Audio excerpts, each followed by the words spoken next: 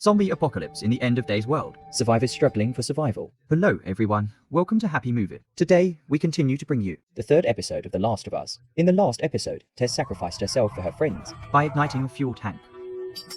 Since then, Joel has remained silent on their journey. Because he had already thought Tess was the woman to spend the apocalypse with, Ellie couldn't bear it anymore. She felt that everyone in the world had their choices. She believed that Joel's task was to complete what Tess hadn't had the chance to do. Joel was to make sure Tess's unfinished business was done. These words seemed to awaken Joel. He urged Ellie to hurry and set off. They were going to seek help from their friend Bill outside the quarantine zone.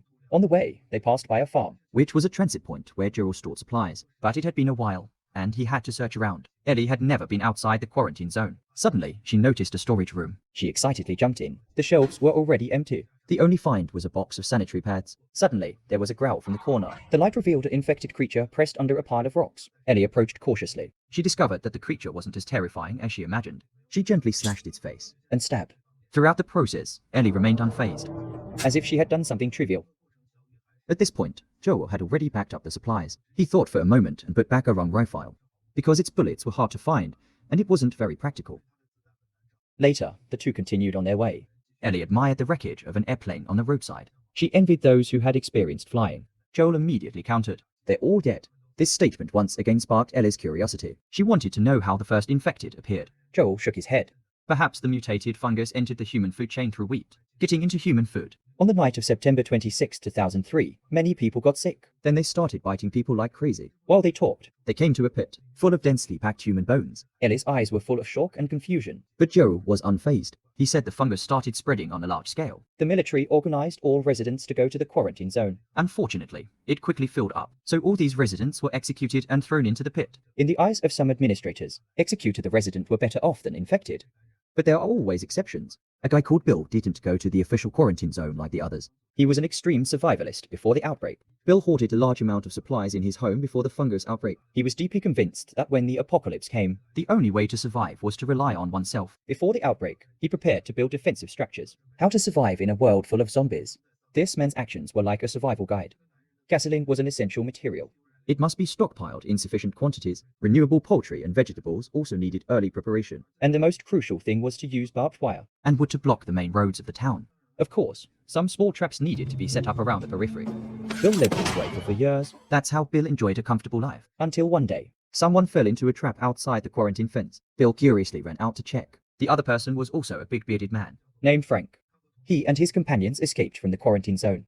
When they arrived here, only he survived. Bill couldn't stand Frank's pleading. After confirming that he was not infected, he agreed to provide him with a meal. Frank kept expressing his gratitude. This was the most delicious meal he had in for years. Bill sat in silence, just wanting Frank to leave quickly. As Frank saw the piano in the living room, he couldn't resist getting excited, insisting on playing a whole piece before leaving. When the out-of-tune music started, Bill felt like his ears were suffering. He interrupted Frank's performance directly. He wanted Bill to know what real music sounded like. A gentle melody played again, accompanied by Bill's somewhat deep voice. Frank listened beside, captivated. He felt the solitude that Bill infused into the song. He couldn't help but resonate strongly. And Bill, like a startled bird breaking into his heart, reluctantly accepted the most important man in his life. The two lived together like this for 3 years.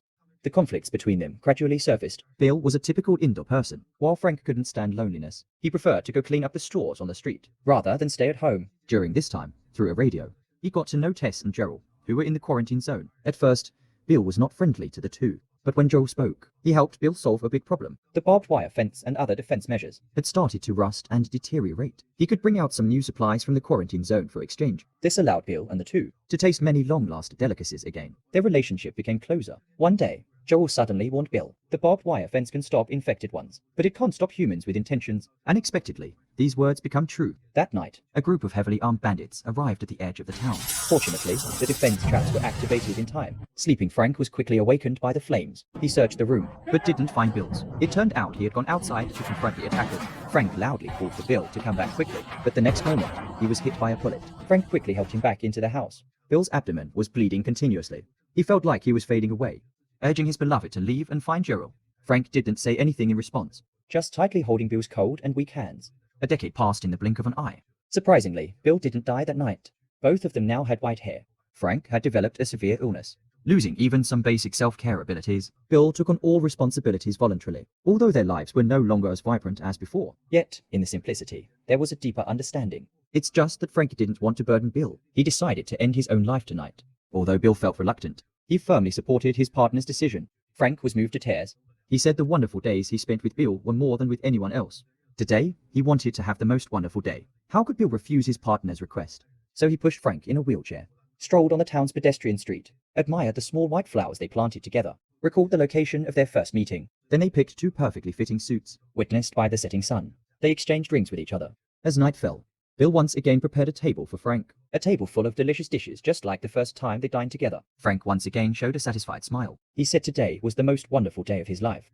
Bill couldn't bear to look at him, just silently mixed powder into the wine glass. Frank took a nostalgic look. Bill finally downed the full glass of red wine. Bill said he had put medicine in both of their glasses long ago, being able to die together with a loved one. He was already satisfied. After saying that, the two looked at each other and couldn't help but burst into laughter.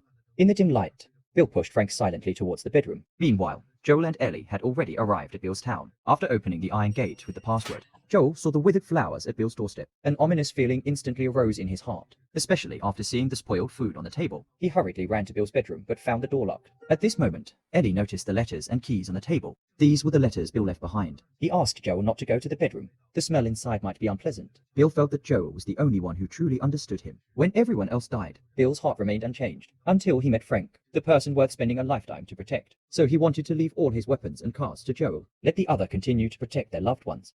But what Bill didn't know was, Tess had already died by this time.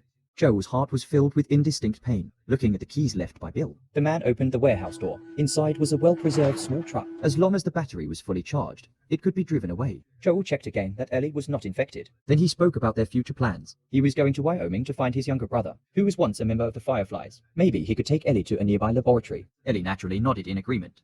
Joel urged her to always listen to him, not to reveal her identity and the scars on her hands. Then the two went to the basement.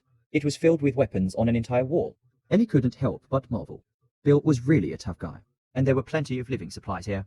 Joel told Ellie to take as much as possible, but she exceeded the mission. She secretly stuffed a pistol into her backpack. When everything was ready, the two sat in the fully charged car.